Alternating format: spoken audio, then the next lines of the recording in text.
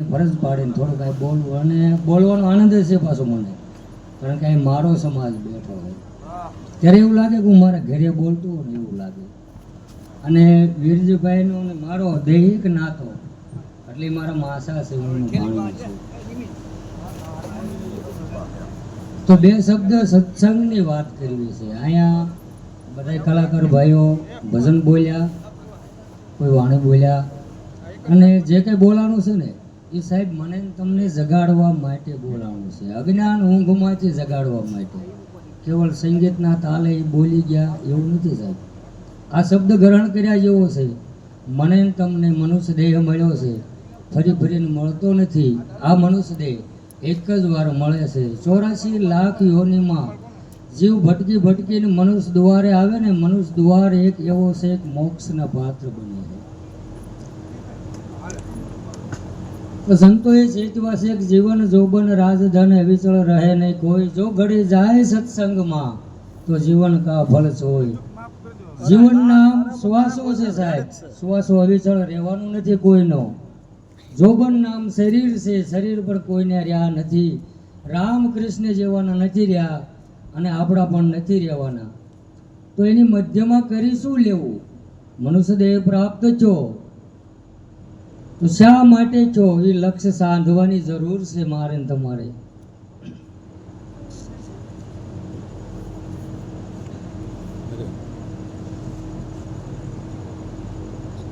તો સંતોએ કીધું છે કે ભક્તિ છે ને એ ઘરથી શરૂઆત થાય છે, બહારથી નહીં.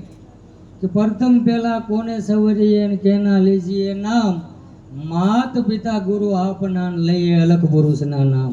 માત પિતાનો બહુ મોટો મહિમા ગાયો છે, અને પછી ગુરુનો મહિમા ગાયો, અને પછી અલખનો ગાયો. માત પિતાનો મહિમા શા માટે ગાયો? આ દેહના દાતા છે ને માત પિતા છે. આ ભાવસાગરના દર્શન કરાયા હોય ને તો માત પિતાએ કર્યા છે, અને એના ઋણમાંથી હું તમે મુક્ત ન થઈ શકવી. કોઈ પણ એની પાછળ એની હયાતીમાં કાર્ય કરવી ને મુક્ત ન થઈ શકવી. આ દેહના દાતા એ છે. એટલા માટે માત પિતાનો બહુ મોટો મહિમા ગાયો. જો એ ભક્તિ ત્યાંથી શરૂઆત થાય, માત પિતાનો મહિમા સમજાય જાય ને તો ભક્તિ ઘરથી શરૂઆત થઈ ગઈ. પછી લક્ષ આવે ગુરુ. ગુરુ મળે એટલે શું વાત બને, શું પ્રાપ્ત થાય? તો ગુરુ શાન બતાવે કે જગતમાં તું બધાને ઓળખ, તને બધાએ ઓળખે. કઈ રીતે? દેહના નાતેથી. વાસ્તવમાં સંતોએ જગાડ્યા છે કે કહા સે તું આયા ઓર કહા જાવાના, કોણ હે તેરા રૂપ. ખરેખર બોટાદથી હું અહીં આવ્યો રાજકોટની અંદર, કાર્ય પતે મારે બોટાદ જવાનું છે. સરનામું મને યાદ રહેવું પડે. એ સરનામું ભૂલાણું છે આપણું, કે આ દેહ છૂટે ક્યાં જવાનું છે. એટલા માટે એ સરનામું મેળવવા માટે સદગુરુ મહારાજનો મહિમા. સદગુરુ મહારાજ એટલે કોઈ વ્યક્તિ નહીં, કોઈ જ્ઞાતિ જાતિ નહીં.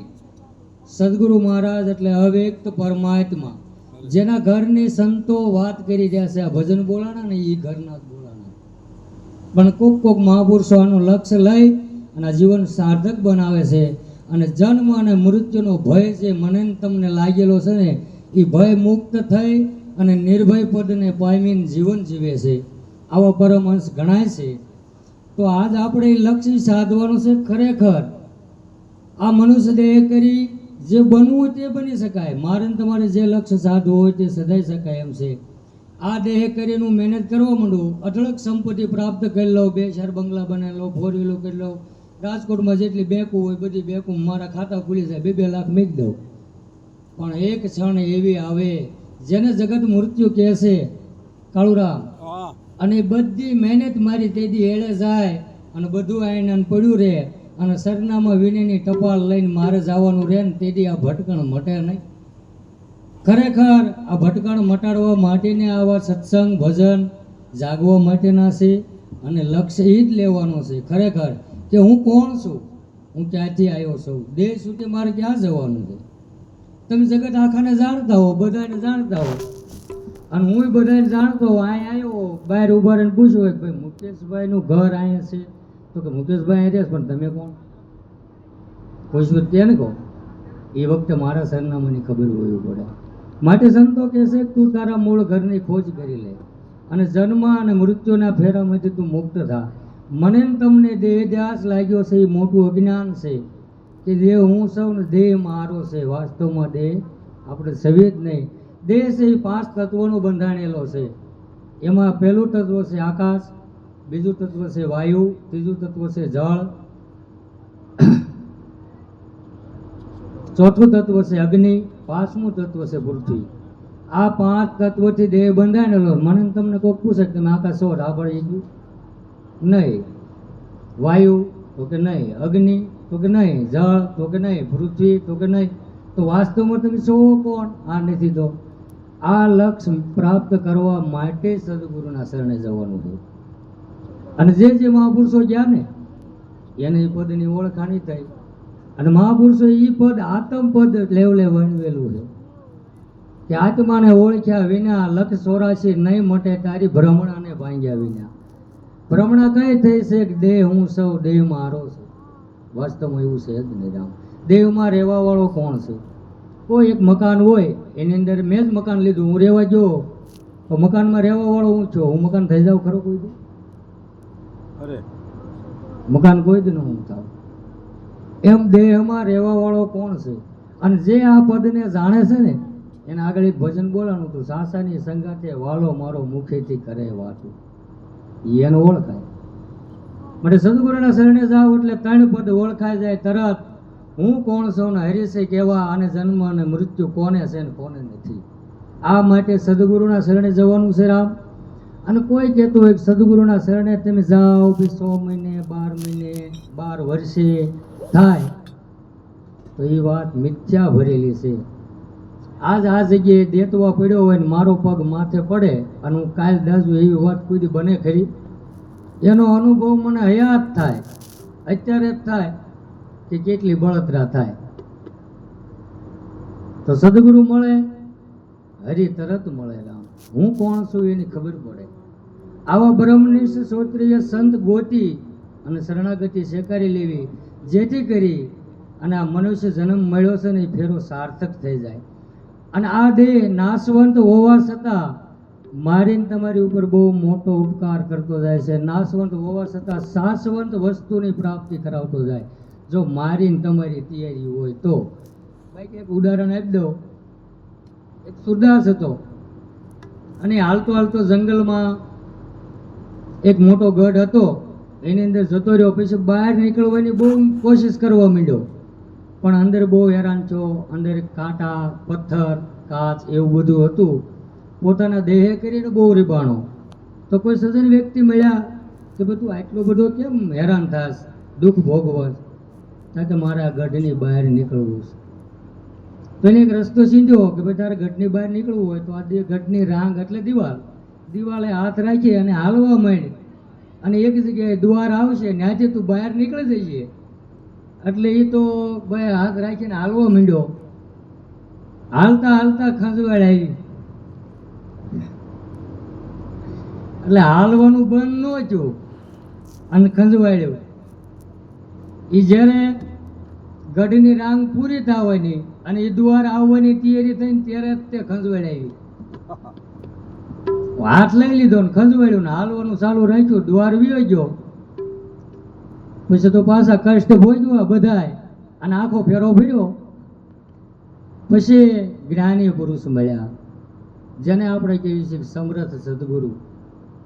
એવો પુરુષ મળ્યા અને પૂછ્યું કે ભાઈ આ શું તું મથામણ કરી દો છું? કે મારા ગઢની બહાર નીકળવું. કાળુરામ એને હાથ પકડ્યો અને દ્વારેથી ફટ લઈને ગઢની રાંગ બહાર મૂકી દીધો. એ કે જા, આજથી તું મુક્ત આ ગઢમાંથી. એમ રામ મનુષ્ય દેહ છે ને એ દ્વાર છે મોક્ષનો.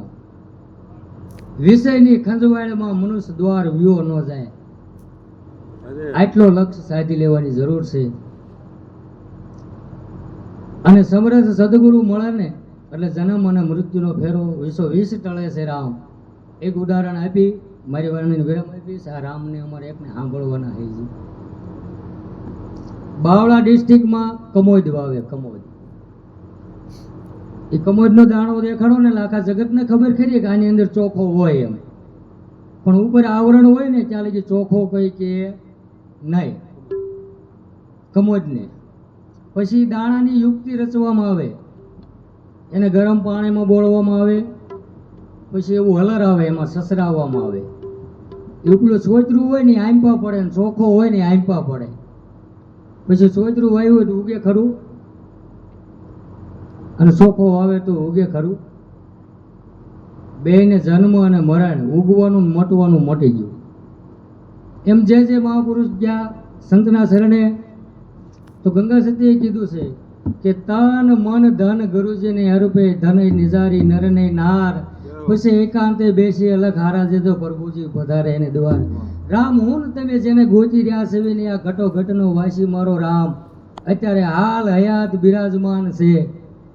અને એક એક ઘટમાં ઈ જ બોલી રહ્યો છે, બોલે બોલાવે સબ ઘટ બોલે, સબ ઘટમાં રહ્યો સમાય.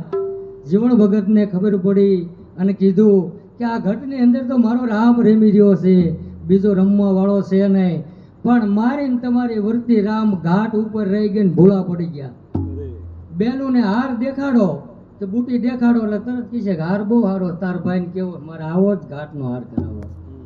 કોઈ બેન એમ નહીં બોલે કેટલા ટકા હોનું છે એમ, પણ હોની પાસે લઈને જાઓ ને તરત કે આમાં ટચ કઢાવો કેટલા ટકા હોનું છે. એમ મહાપુરુષો છે ને એ નિજ પદની ઓળખાણ કરાવે.